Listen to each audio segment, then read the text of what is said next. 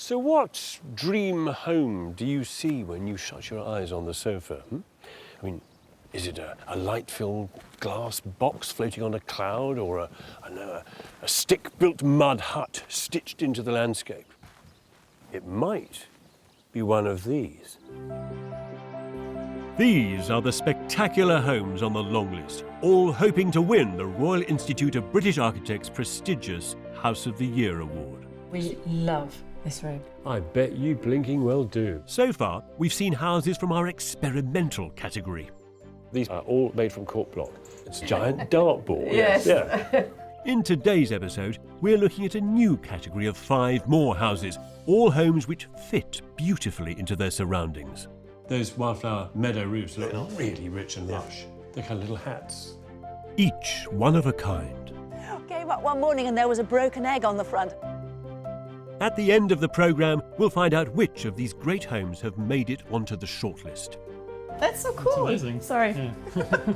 Then, at the end of the series, we'll discover which of them is the winner of one of the most celebrated prizes for residential architecture in the UK, the 2019 House of the Year. So, sit back, relax, and prepare to enjoy a dazzling parade of the best new houses in the country.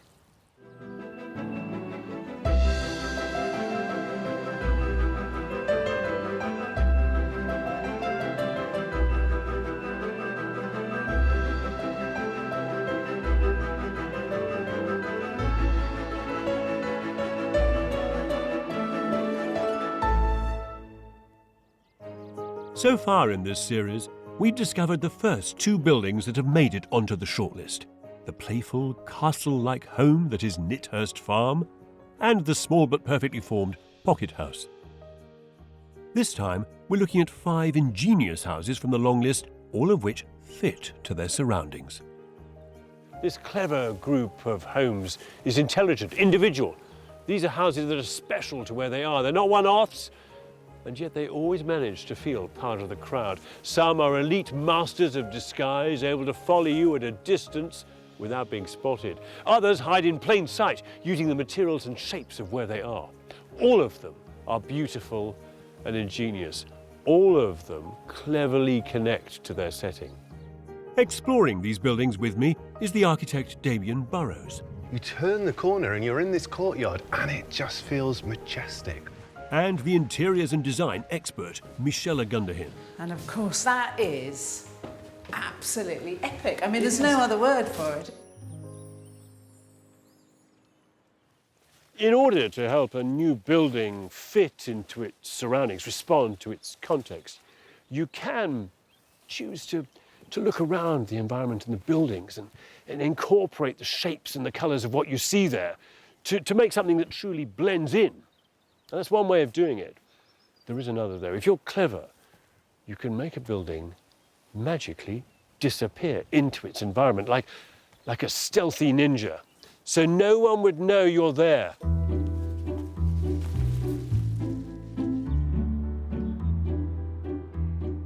Our first long-listed master of stealth is in West London. It's somewhere among this sea of traditional white-rendered wedding cake buildings, crouching like an architectural tiger. Blink and you'll miss it.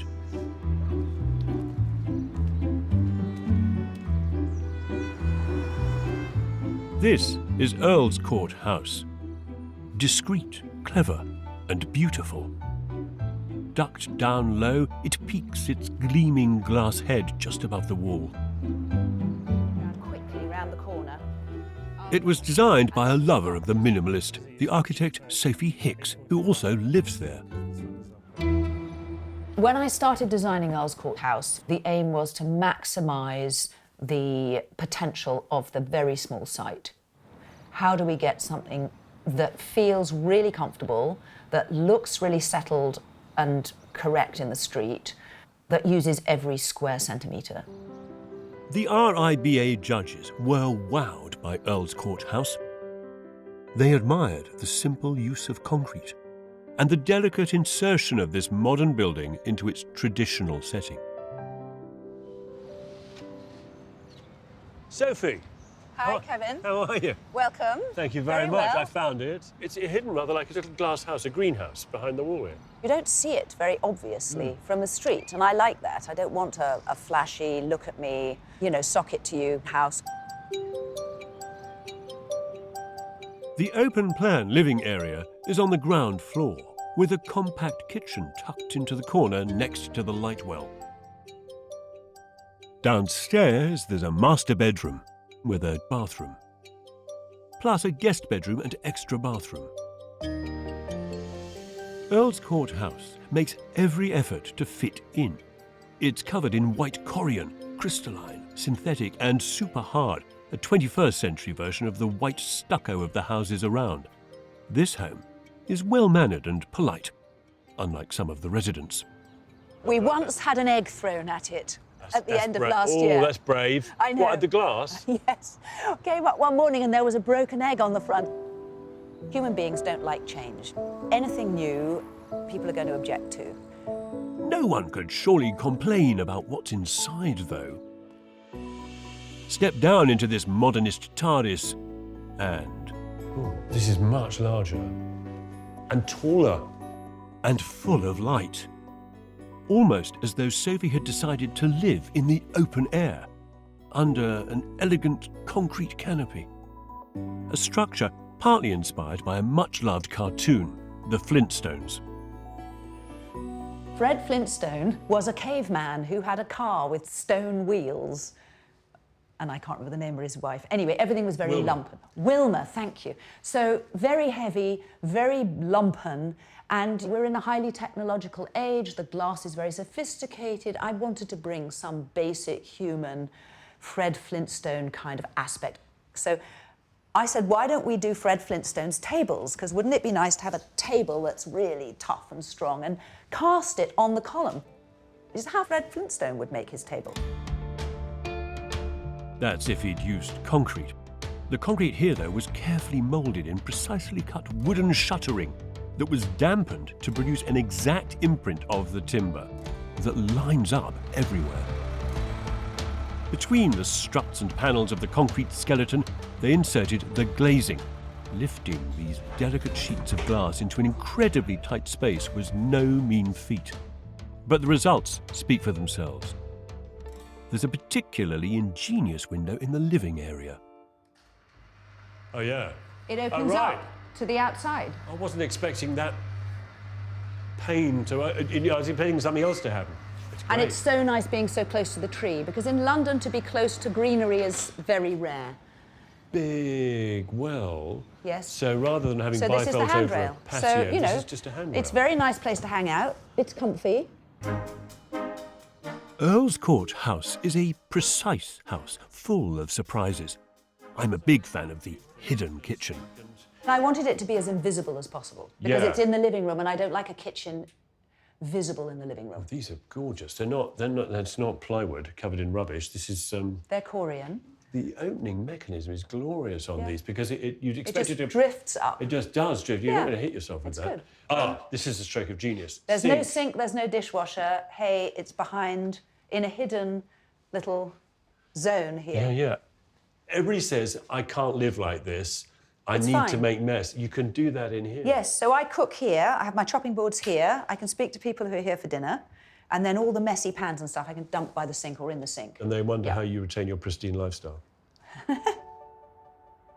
Down a curvy concrete staircase, there are 2 bedrooms, equally pristine and pared back. When Sophie's kids moved out, she downsized to live in this minimal concrete cube. Then her daughter Olympia moved back into the guest room, just an interconnected door away from her mum. The second bedroom was meant to be home office or dressing room / guest room, but Olympia moved in. So she's nicked my wardrobes. This house is kind of designed for 1.5 people, Yeah, and you're more than a half. it is a small house, so we're not stepping on each other's toes at the moment, but there could become a point when we do. As in truth, though, does it work out? You can't let the house get messy, Right. so it controls all your hoarding tendencies and all your messy tendencies. And it controls those normal human chaotic tendencies with order and beauty, with the changing play of light on surfaces, with an experience which is private and yet connected, unassuming yet powerful. There's a lesson to learn here, isn't there, children? Not to show off, especially when you're building in a really tight plot like this one in central London. See, this house is shy and retiring. It's not flamboyant. This building is modest. In fact, this place blazes with modesty.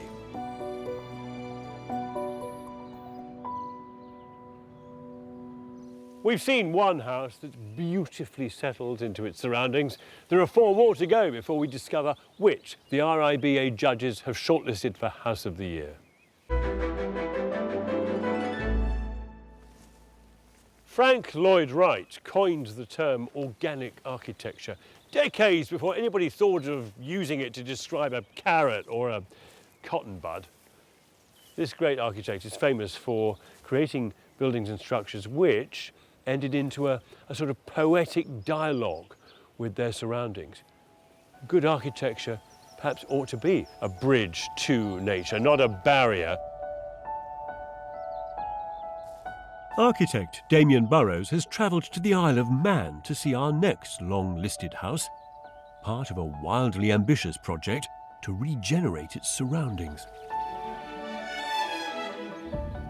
This is Restorative Rural Retreat, built into the hillside, clad in local stone, with a long ribbon window suggestive of a bird hide. It's attached to an existing traditional white cottage. Technically, Restorative Retreat is an extension. Its owners are nature-loving retirees Peter and Carol. I've always had an interest in nature, ornithology, birdwatching. We ended up in the Isle of Man. Well, I suppose when we got here, you really could say to yourself, well, actually, we could do something really special here. We were able to set up a nature reserve. At the heart of their nature reserve, they've built a spectacular home where they can take in everything they've created. Hey. Hi, Damien. Nice to meet you. You too. How are you doing, Carol? Hi. Lovely to meet you. Welcome to Sarkville. What an incredible house. Thank you. Yes, we're very proud of it. We didn't want a huge cathedral. We wanted something discreet. It then looks over all of the nature reserve. Not a clear day, but you can see Island from the house. It almost feels like someone's just taken a great big broom and swept all of the stones into a big pile, and then you've started to carve into it and form your house. Yeah, that's a good way of putting it. I don't think I've ever seen such a subtle, delicate, textural, more appropriate use of materials. Oh, well, that's because a lot of this stone came from that lake that's down there. This isn't just a home for Peter and Carol. They wanted the wildlife to move in too. The natural stone cladding is rough and deliberately littered with crevices designed to be inhabited by moss, birds and insects. The bees have already started making nests in there. So not content with sharing your land with nature, you actually want to share your house with nature as well. Yes. I mean, all are welcome here. How long they stay is dependent on them and their predators. The house must fit in with the land, not the other way around, as if it's been here for 100 years. The RIBA judges heaped praise on this excellent response to the landscape, commending the use of local material and the way it seems moulded into the hillside. They marvelled at the horizontal slot window and the thick concrete walls that provide a sheltered and embracing experience inside. The house is designed to be invisible to passers-by. The roof is level with the road and covered in grass.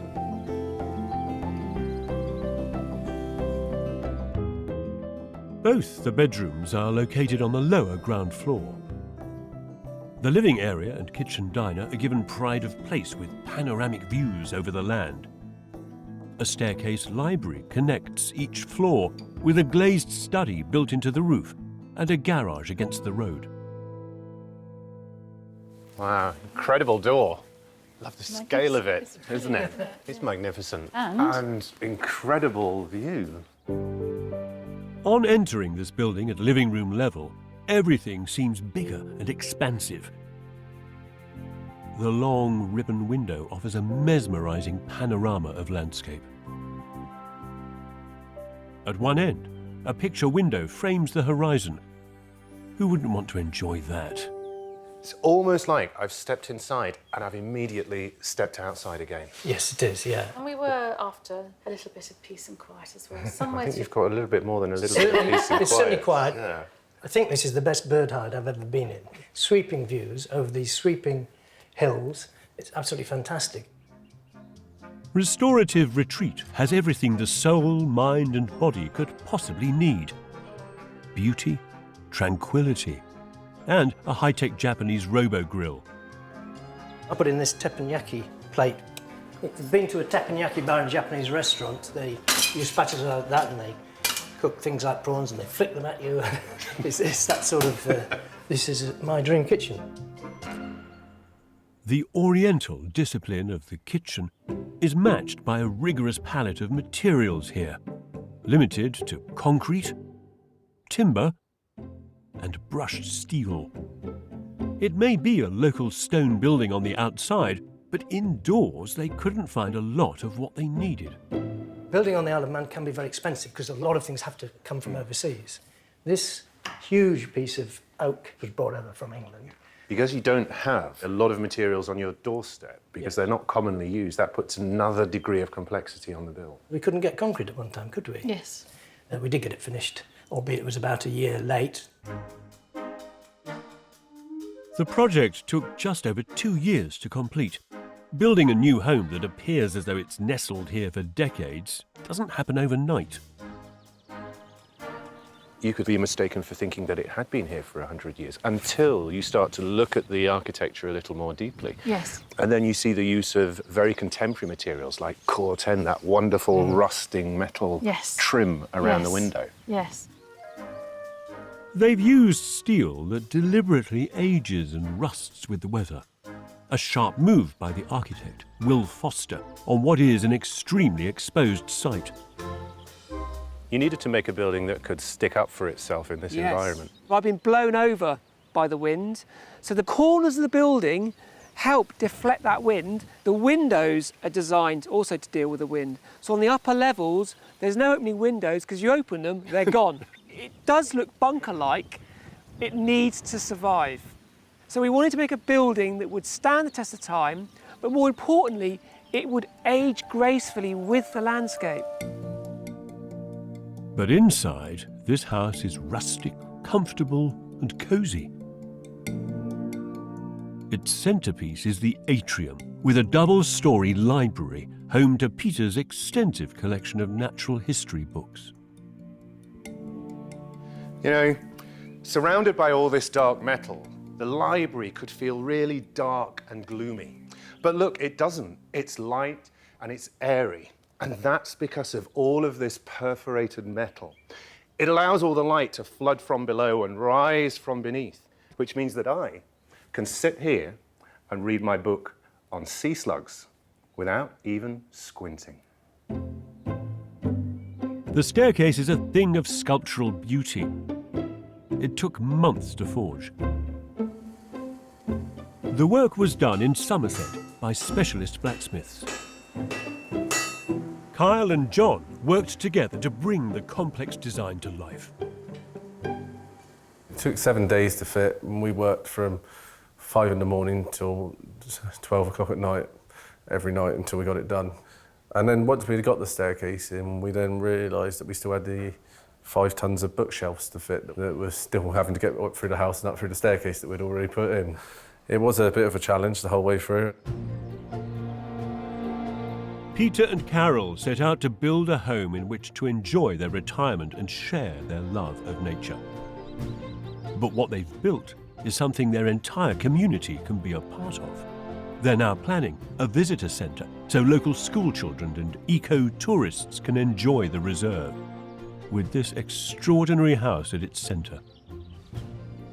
To build a house that's in complete harmony with its environment, well, that's one thing. But by combining the forces of nature with the boldness of architecture, Peter and Carol have created a truly remarkable home.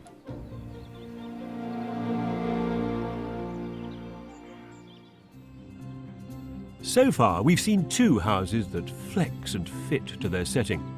Only 3 more to go before we find out which of these remarkable homes gets shortlisted for House of the Year. Sometimes the most powerful connections to things, to places, are the connections you can't see.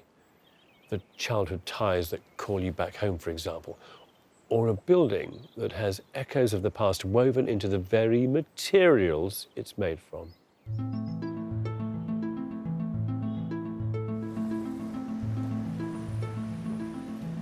Our next long lister harks back a couple of 100 years to another time. It's hidden away in a sea of traditional brick-built streets, but it is ambiguous, enigmatic, made of wood. Ooh, it's a bit of South London rustic. This is South London House, dressed in strips of beautiful black timber. This time-travelling shed doesn't mimic its surroundings today, but as they would have been in the 19th century.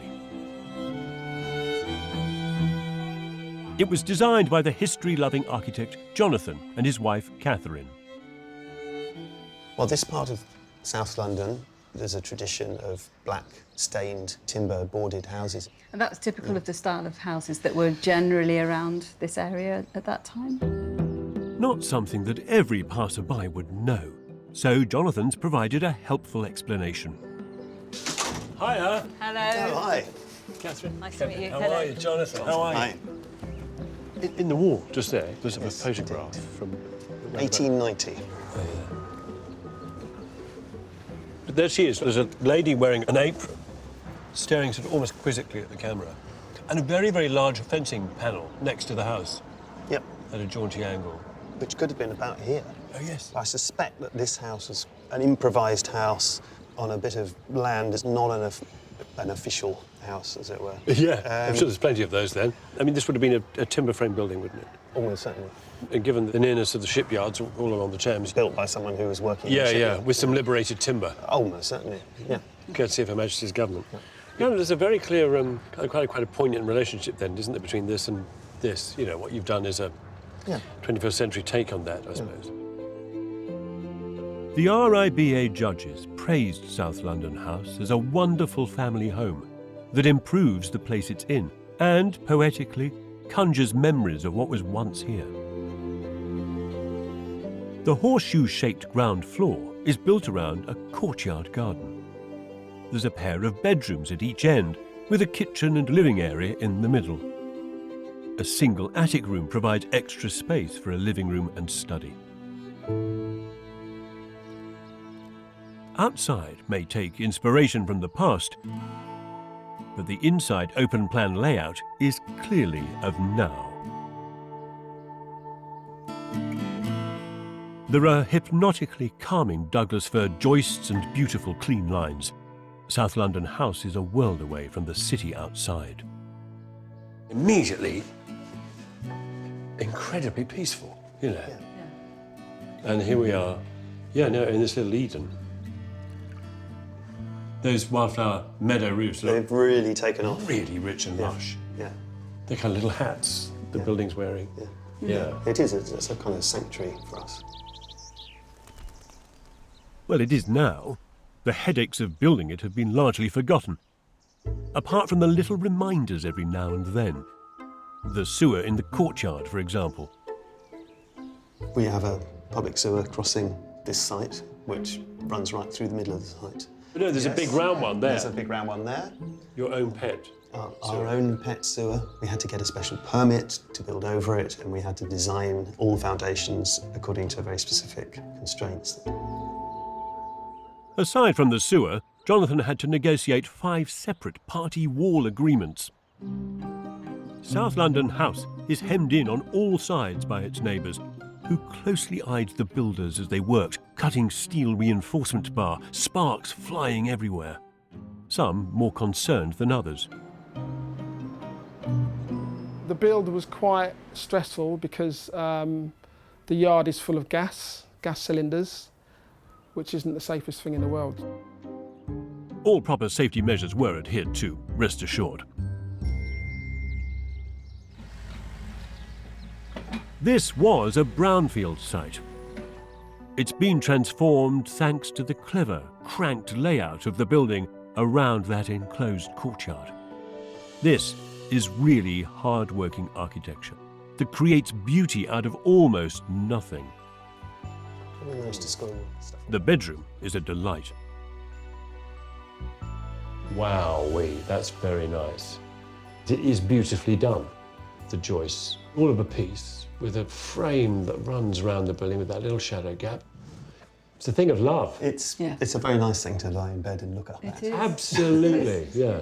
There's one room in which you need a beautiful ceiling. It's the bedroom. Well, there you go. Yes, that makes absolute sense. Yeah. And if there's one room that needs a beautiful view, it's the living room upstairs. Oh, this is splendid. It's our kind of chilling out space, I suppose. Somewhere to rest, somewhere to enjoy the view over the churchyard. Just quite tranquil, isn't it? Yeah, no television up here, just relaxing. The wildflower meadow is very beautiful. It sits quite harmoniously with the pink of the pink campion, with the plastic chair on the roof. Oh, and a view down to the courtyard. That is terrific. Its carefully framed views make South London House a place to enjoy the best of its surroundings, the green bits of a grey city. There is a lot of sound medical research from the past 40 years that shows that being surrounded by trees, with a view of trees, is good for you. It's good for your well-being, both physical and psychological. It's also a fact that being able to sit and drink lemon and ginger tea while looking at a wildflower meadow reduces the blood pressure by 28%. I just made that bit up. The bit about the blood pressure, that is. The tree bit is true. So, this new house sits on the site of an old one that was here 100 or so years ago, which is now long gone, but of which perhaps some stain, some memory remains. This house was probably built by, almost certainly lived in, by people who worked in the shipyards here. Jonathan and Catherine enjoy that sense of history, that contact. They relish in this new house that reverberation to the history of this place.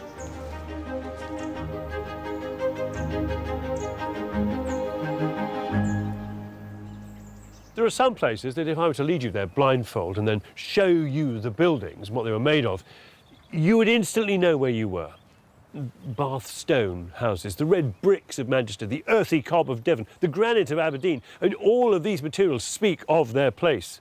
And so making houses out of what can be dug up from the earth connects a building to its surroundings. Our next long lister has dug deep to connect to its beautiful setting in Hampshire.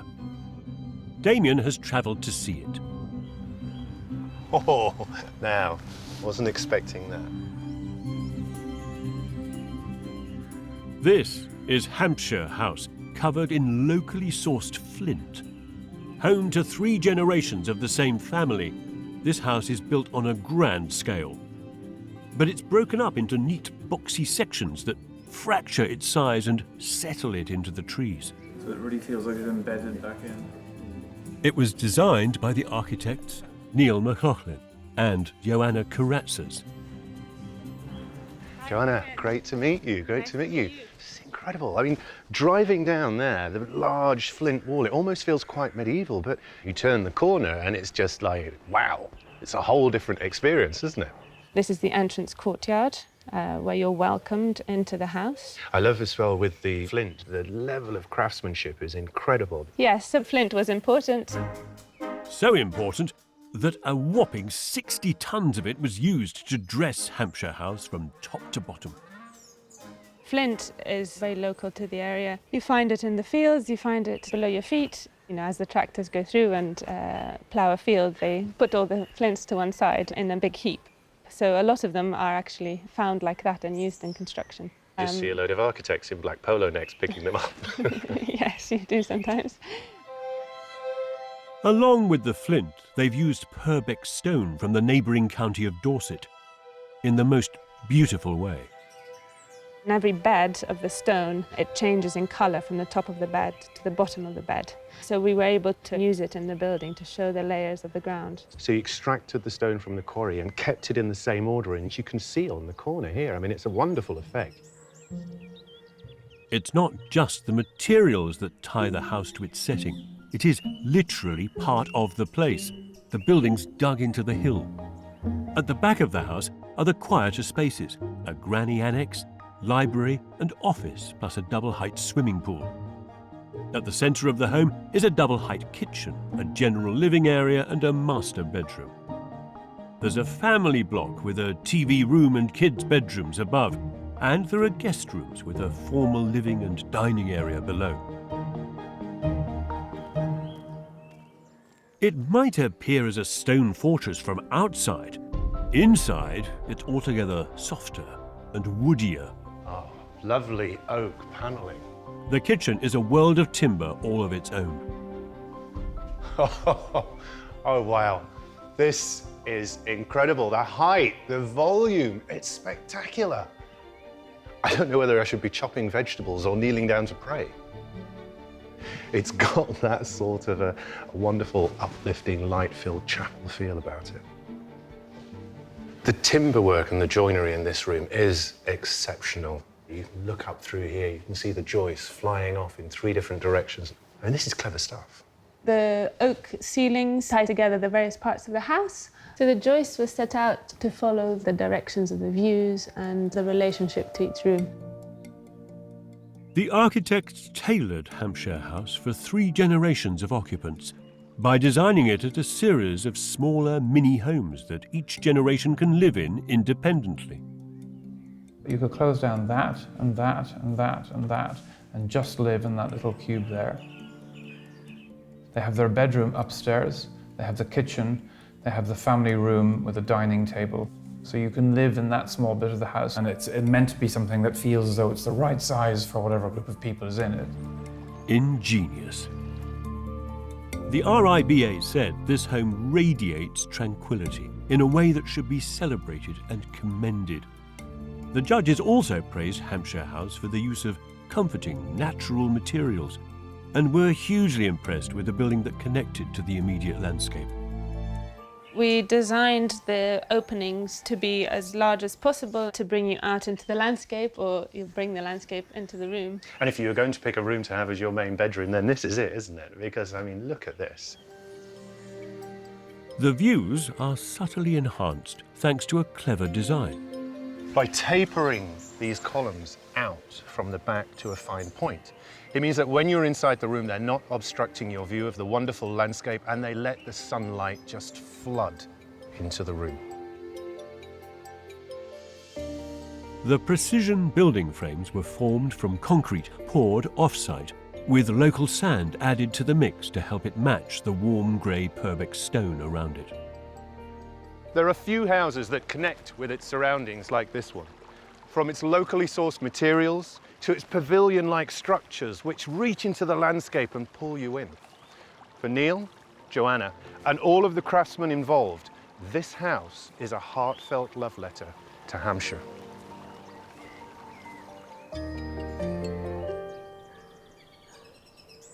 There's only one more house to see, one more, which responds imaginatively to its surroundings, before we find out which the RIBA judges have shortlisted for House of the Year. Beautiful landscape, isn't it? Although putting up a house somewhere like this, putting up something extraordinary in a place like this comes with its own set of challenges. For example, how do you make sure that whatever you put into it feels appropriate, doesn't trash the place? Michelle has travelled to see our next remarkable house on the Isle of Skye.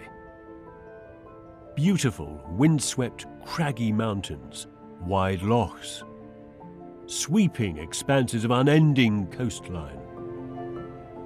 Any new building would do well to fit into this extraordinary landscape.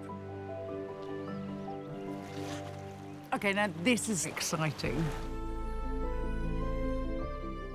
This is Black House, and it beds in beautifully.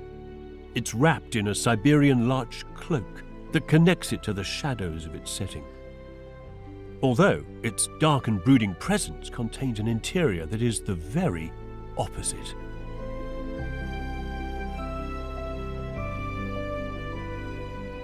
Black House has been sunk into a natural hollow in the rock. You enter through a small hallway on the upper floor, where there are 2 bedrooms and a study, surrounding a light-filled stairwell. The dramatic view of the sea opens up on the lower floor with an open-plan kitchen diner and a large living space cantilevered out over the rocky foreshore. The owners, Julian and Delia, first visited Skye over 30 years ago, and they've been coming back ever since. I like to be out in the weather. And I just love the mountains, and the hills here are just absolutely fantastic. Yeah, it just felt magical the minute we came down here. They decided to retire here from London and build a place to enjoy the magical craggy setting they love so much. Hello. So nice to meet you. And it's extraordinary. Suddenly this whole house really kind of opens up for me, echoing this kind of dark, massive rock that's all around us. Yeah.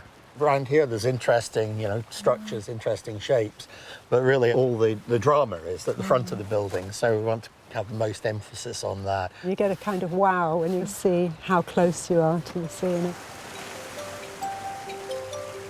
Come in. Suspended above the waters, the interior is all serene. The kitchen steps down to the living area, following the rocky slope of the shore, to deliver an incredible view.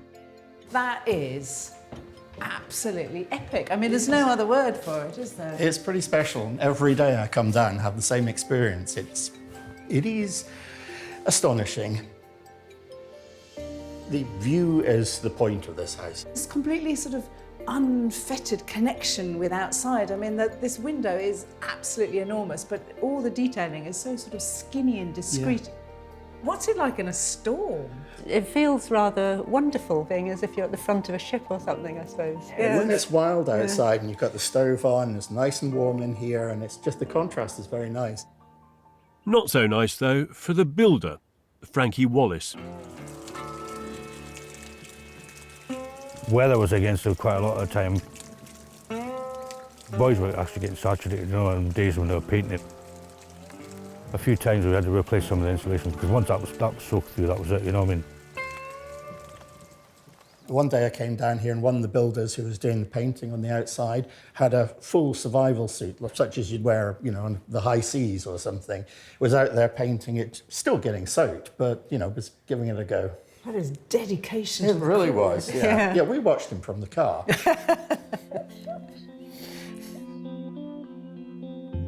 The finished house is protected from the raging wind and rain, partly because it's sunk down.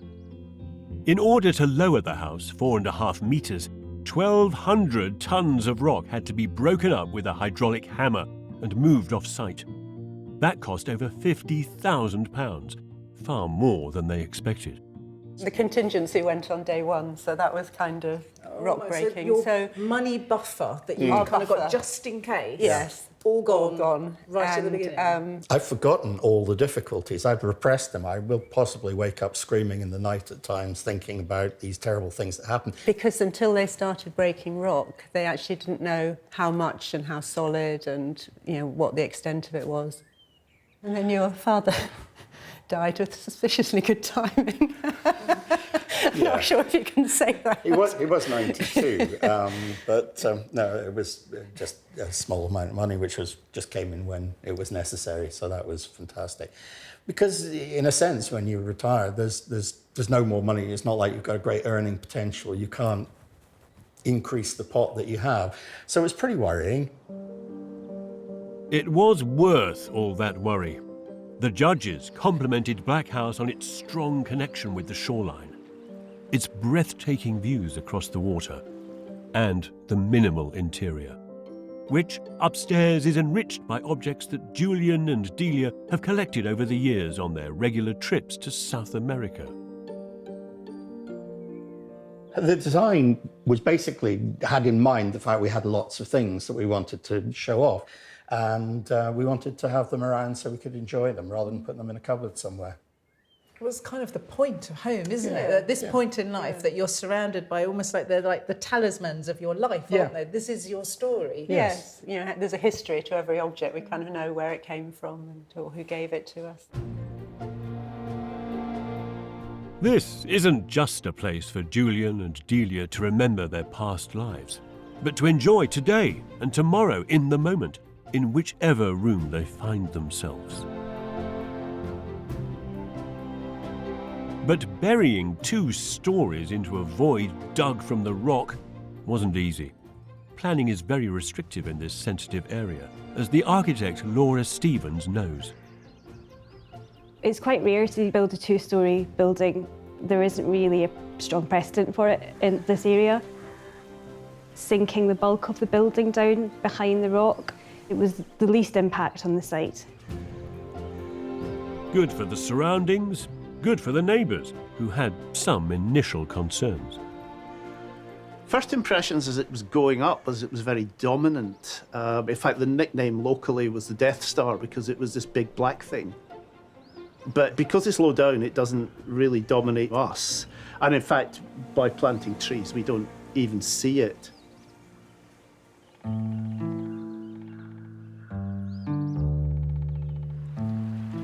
The beauty of this building is that it's an elegant, modern home, but set within an ancient landscape, such that it really adds to the environment instead of competing with it.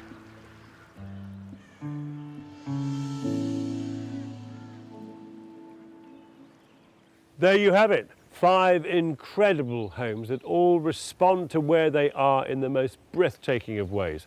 So which of them will the RIBA judges put through to the shortlist?